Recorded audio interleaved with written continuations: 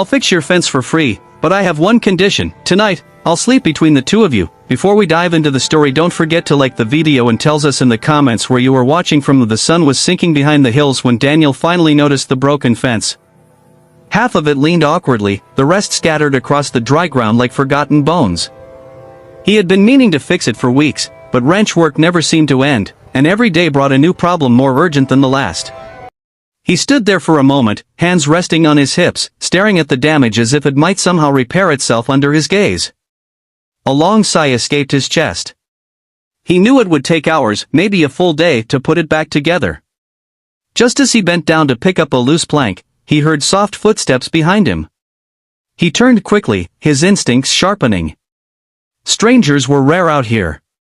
Two figures approached slowly along the dusty path, their pace cautious, almost hesitant.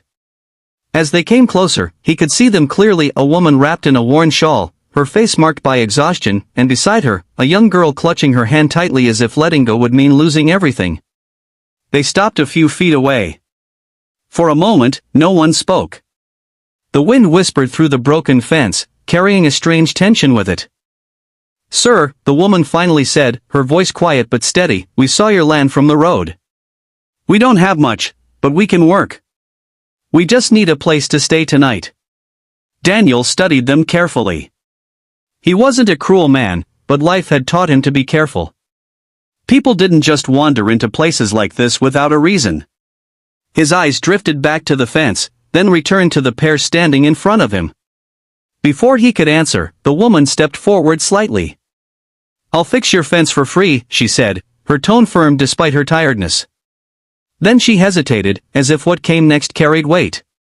"But I have one condition. Tonight, I'll sleep between the two of you." Daniel's brows furrowed instantly, confusion flashing across his face. "Between us," he repeated, unsure if he had heard correctly. The woman nodded, glancing down at the girl, whose grip had tightened even more. "She hasn't slept properly in days," she explained softly. "She's scared of the dark, and of being alone. I just need her to feel safe. Just for one night." Daniel looked at the girl, then really looked at her. There was fear in her eyes, deep and unspoken, the kind no child should carry. Something inside him shifted, the hard edge of suspicion giving way to something quieter, something human. After a brief pause, he exhaled and gave a small nod. "All right," he said. "You can stay."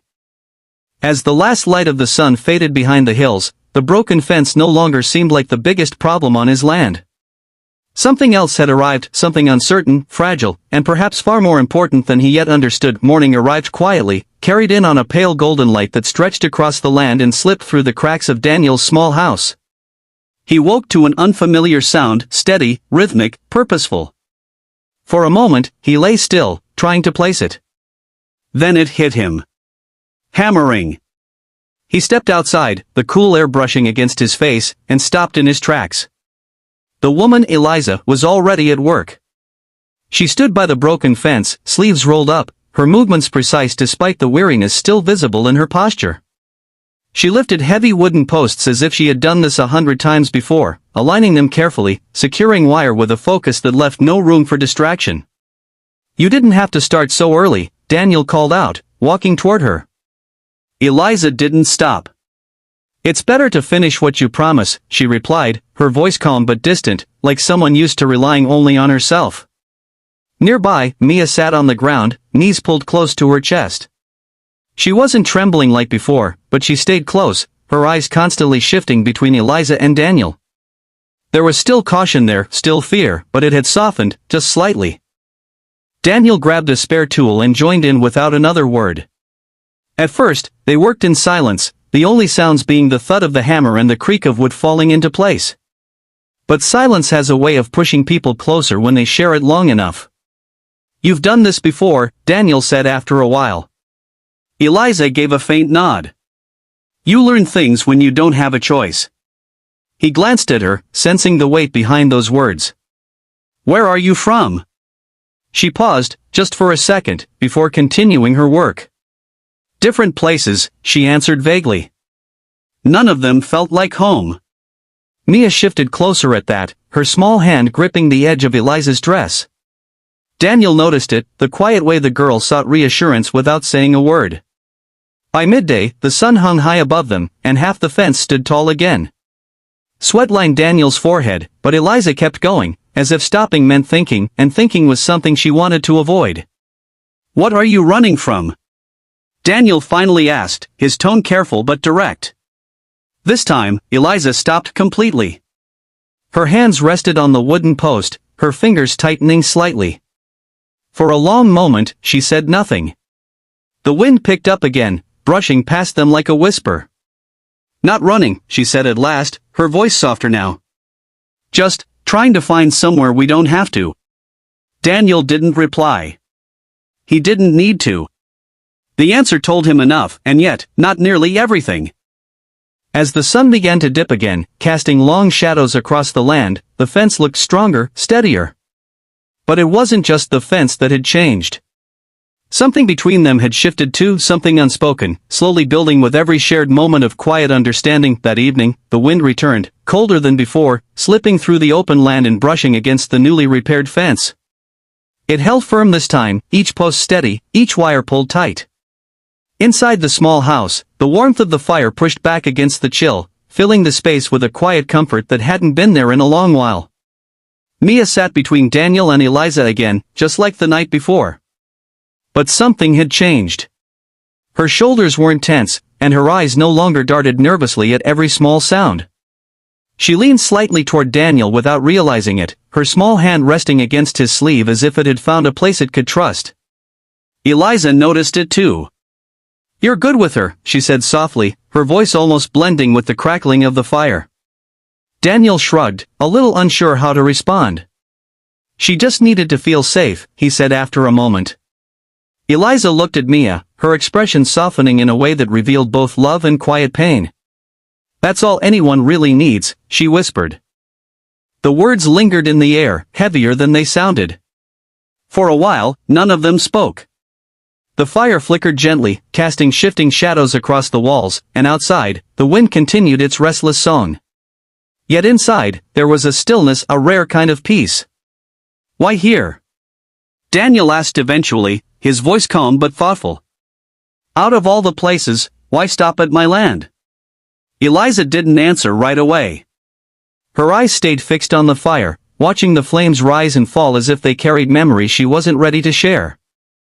When she finally spoke, her voice was quiet but certain. "Because it didn't feel empty," she said. "Even before we met you." Daniel frowned slightly, not fully understanding, but he didn't question it. Some things didn't need to be explained to be felt. Mia shifted, her head slowly resting against Eliza's arm.